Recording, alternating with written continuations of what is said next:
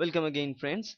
In the previous discussion, we have just talked about the introductory part about evolution, and we have seen nature plays a very important role in evolution. So we can tell that natural selection is the driving force towards the Darwinian evolution, or the view of Darwinian evolution. Okay, now in this video we'll be talking about this evolution or the natural selection process by the Darwin's point of view, and we'll be looking at the Darwin's postulate about the evolution and how Darwin thought of evolution, taking one example, and this example is the bacterial antibiotic resistance. Now antibiotics, we know that bacteria are the causative agent of different infections inside our body. Now there are also some chemical components which are produced by other bacteria to kill those bacteria. So we utilize those chemical components to kill the harmful bacteria inside our body, and we call them antibiotic. So we can use antibiotic to kill fewer bacteria or pathogens inside our body during different infections. So here let us consider one kind of infection, and let's say this is a lung infection in case of tuberculosis. Now tuberculosis is a disease is caused by Mycobacterium tuberculosis. Now this tuberculosis bacterium, so let me draw the lungs here. Say let me draw the lungs with this green color. I don't know whether it is visible or not. Anyways, so I'm just drawing one part of it. Okay, so say this. So this is the lungs. Say this is the lungs, crude picture of lungs of ours. Now in this lung, suppose TB is infected, TB bacterium, tuberculosis bacterium infect the lungs. As a result of this infection, what we can find, there are many, there's during the infection at the very first time, at the beginning, we are having only fewer bacteria. Okay, so this blue colored things are the bacteria we are talking about. So we are having only few starting population of bacteria infecting our lungs during the TB disease. So we are talking about TB infection. Okay, then so TB infection set place, and then they start to grow and divide. The bacteria will sooner colonize this whole lungs. So it is colonizing. Now remember, according to Charles Darwin's postulate, any time in a population there should be variation present. Maybe the variation is little, but there should be variations. So again in this case, the variation is that there are few microorganisms, few tuberculosis microbes are there which are different than this kind of microbes. Okay, so most of them are of this blue type, but we can find there are several red type microbes are also present there, right? So sooner these bacteria, this blue colored bacteria, colonize the whole system. Okay, and so if we can look at this population of tuberculosis bacteria, but we can say that this blue colored population are the majority and this red colored population are very fewer. Okay, then after the onset of the infection, we start to diagnose this disease, right? Because we need to diagnose it. So diagnosis is still setting place, and after diagnosing that, we said this is a tuberculosis infection, so it's a TB. So let us put some antibiotic to kill those bacteria. Okay, so we introduce antibiotic to the situation. Okay, so antibiotic to the situation. Now the antibiotic we use here, let's say the antibiotic we use here is rifampin. Okay, now this is a real life example because tuberculosis bacteria can be killed utilizing rifampin, and in previous time it was vigorously used in tuberculosis infection. Now it created a major dangerous problem to our society. Why? In a moment you will understand. Now we add this antibiotic to this disease. Okay, now as we adding this rifampin to the disease, to this population of tuberculosis which is thriving our whole lungs, what will happen? Now remember, I've told you that there are two type of variation. One is the blue one, another one is the red one. So the variation is that this blue colored microbes are rifampin sensitive, and on the other hand these red colored microbes are rifampin insensitive, and so they are resistant to rifampin, right? So this blue colored one are sensitive one, so they can be killed by using rifampin, but these red colored microbes are rifampin insensitive or rifampin resistant. So we cannot kill these red colored microbes by applying rifampin. Okay, they may be killed by other antibiotic, but they cannot be killed by adding rifampin to the situation. So first postulate of Charles Darwin was that there should be variation in a population. In any time there should be a variation in a population. Now we can find the variation here. Okay, two different variation, but there is variation. It's a very simple example, that's why I took only two variations. Okay, now say we add rifampin, but we don't know, right? By diagnosing the situation we cannot know that there is resistant bacteria or sensitive bacteria. So we add rifampin not knowing there are rifampin sensitive bacteria are also present. We don't know that. So we provide rifampin. After some time, what rifampin will do, rifampin will cleave and kill all these blue color cells, because blue color cells are sensitive to rifampin, right? So say this black dots means the killing. So all the cells, this blue colored cell will start to die after adding rifampin, right? So they soon start to die.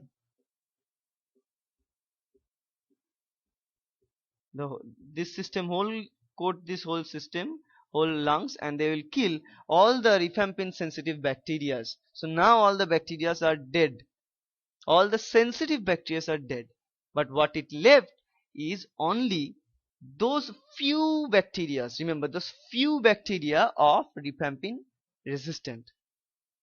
Those are also tuberculosis, but they are rifampin resistant bacteria, so they cannot be killed by rifampin, so they survive the rifampin action.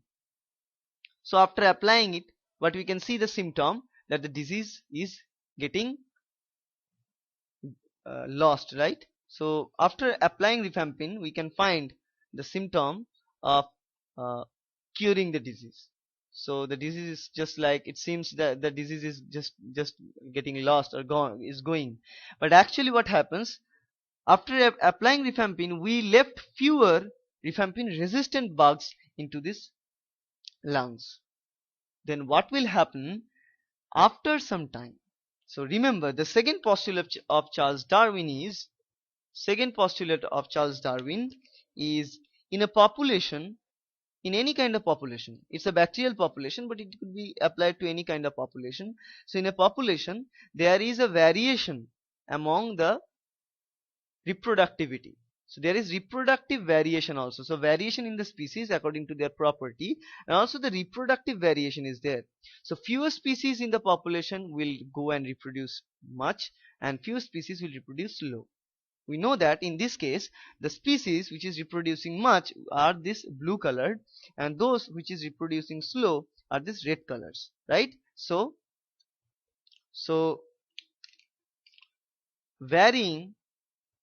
variation in reproductive rate, right? Variation in reproductive rate is also there. Now after applying this rifampin we left only these red bugs which are dangerous, which are resistant to rifampin.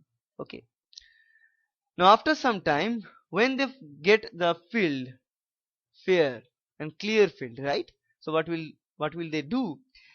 They will have the area of division, because only after the death of, because at the previous time when there is this blue and red colored bacteria together, this blue colored bacteria is having higher reproductive rate, so they will outcompete the growth of these red bugs, right? So the red bugs were in a little amount, that is the cause for that. But now as the blue colored bacteria are gone, so only the reds are there, so red will be getting the chance of rapidly dividing. So then the third postulate comes in, and this postulate is that among the population, one type of bacteria which will get the reproductive success. So the selection happens here, and the selection which happens here is due to the presence of antibiotic treatment. Okay, so reproductive success will be an important part. So selection will be there. Let me write it. Selection by nature or natural selection, whatever we can write it. Selection by nature can happen. So you can see the selection by nature happened here, and here the selection is by the rifampin treatment. Then after the natural selection, what will it end? Reproductive success should be entertained. After this selection, those bacteria which will get selected, or those organisms in the population which will get selected, which are called a reproductive success, so they will give, the nature will give them the reproductive success. What we mean by reproductive success is that after the selection, which are getting selected will be allowed to reproduce more and more to generate a population of their own, right? So here after selecting this red from the blue one, they will be allowed to reproduce rapidly on their own, and sooner after the rapid reproduction, what we can see, the production of more and more this red colored species of bacteria instead of blue one. So blue one are dead now, so we can find only this red colored bacteria throughout the lung of this infected person. Okay, so now we can see this red one are getting the reproductive success, and they will go and reproduce pretty fairly, and they'll colonize the whole system like that. Okay, so again what we can say, that this red one are selected over the blue one, and they are getting evolved, right? They are getting evolved. So this bacteria, now if we add rifampin for the second time, so we added rifampin for the first time here, now if we add rifampin for the second time in this same situation,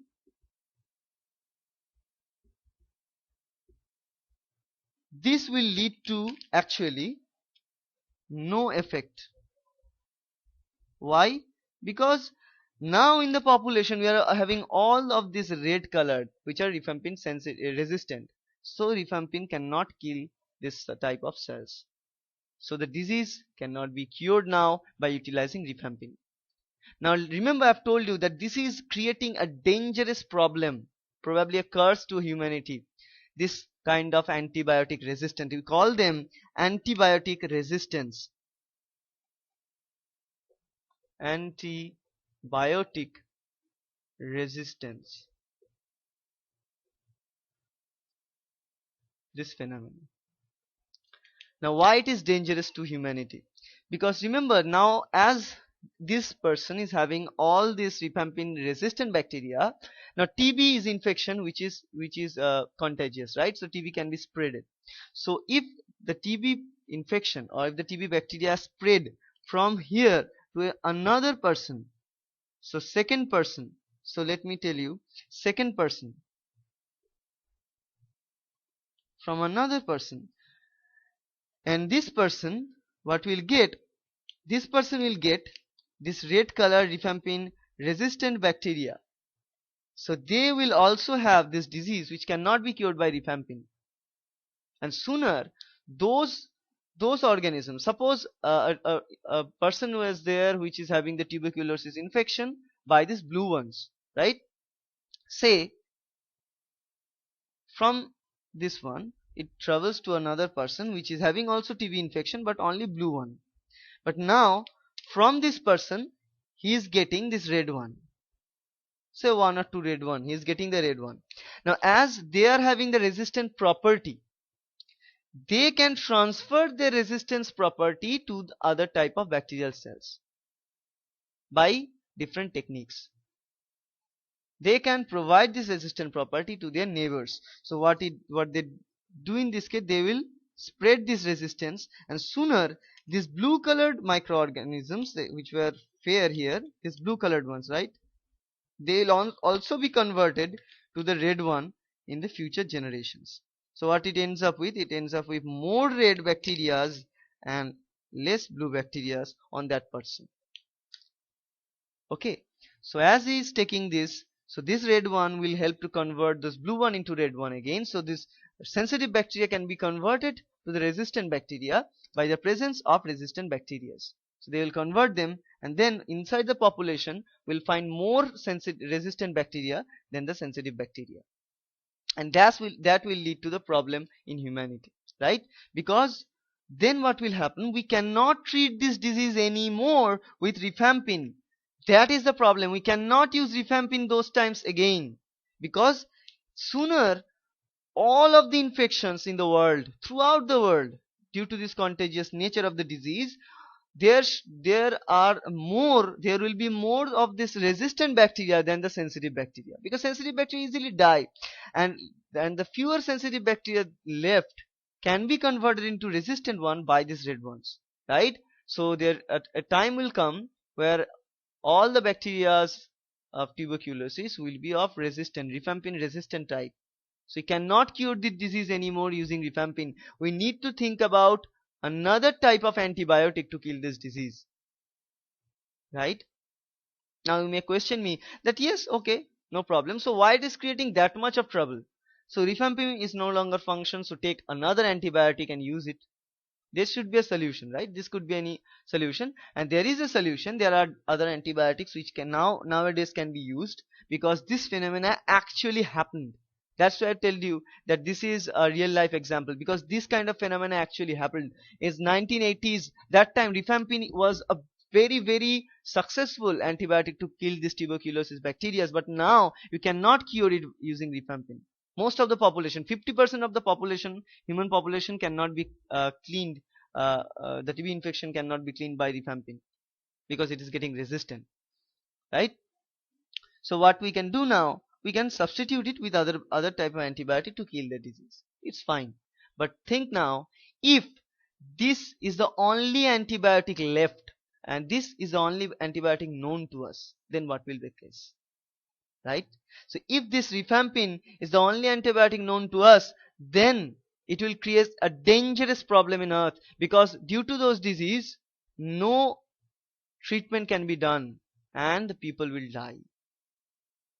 And that there are many cases in our world also. There are few diseases for which we know only one type of antibiotic. So using antibiotics for those diseases are of serious concern. We cannot use this antibiotic just like that. Cannot use them just like that. Okay, so we need to treat it very fairly, very importantly. Otherwise, they will start to grow. Okay. Now this is a process where I've discussed that there are red color resistant bacteria was placed previously in the environment, but there can be another case where resistant bacteria can emerge from the non-resistant ones. How? For example, you have a disease, you have infection, simple milder infection, you took some antibiotic, doctor prescribe you some antibiotic, you just taking them. There is a course of antibiotic, say 5, say 2 every day, so it's for 5 days is a 10 antibiotics, like that. You treat yourself 4 days, you think that all the infection symptoms are gone and you're fine, so you ignoring taking last 2 So what will does, say utilizing those 4 day or 8 antibiotic tablets, you kill most of the most of the infected bugs, right? But only fewer bugs left, and you left the treatment. So what will happen, they will start to and you know that for everyone these bacteria start to live, and these bacteria want to live in any conditions. Bacteria are very tough things, they can live in any tough conditions. They try to live at least any tough condition. They try to survive in any tough conditions. So in the surrounding condition of antibiotic, they want to survive. And when you stop taking the antibiotic, the last 2 tablets of antibiotic, they will try to get rid of that milder antibiotic effect. And what they accrue some of the important features. How they can accrue some of the important features? Via mutation in their DNA. So as they are having mutation in their gene, they can get some factors which will help them to block the effect of that antibiotic to them. Now they will start becoming an antibiotic resistant bacteria. Now they will reside there for few times. Then what will happen in the future time, when you are having the same infection and you treat the infection with the same antibiotic, there are fewer antibiotic sensitive bacteria left inside you who will never be killed by those antibiotic again. So again, in the similar way, they will be getting selected, and then you cannot use that antibiotic again. So this is the reason for getting the antibiotic resistance by the bacteria, due to lack of our intelligence, lack of our knowledge about how this process is done. So never leave a course of antibiotic. It's a duty for all of us that we should take the antibiotic dosage as mentioned by doctors. Okay, it's very, very important. So this is there are these 4 different four different postulates by Charles Darwin, and we can see them working directly live in case of one real-time example. Okay, now in the future video we'll be talking about different type of selection. We have seen this part, the selection by nature or the natural selection. Now we'll be seeing what are the driving force of the selection, how selection is made, and we'll be taking different type or varieties of selection. Okay, so that's it, and I hope this will help you. Thank you.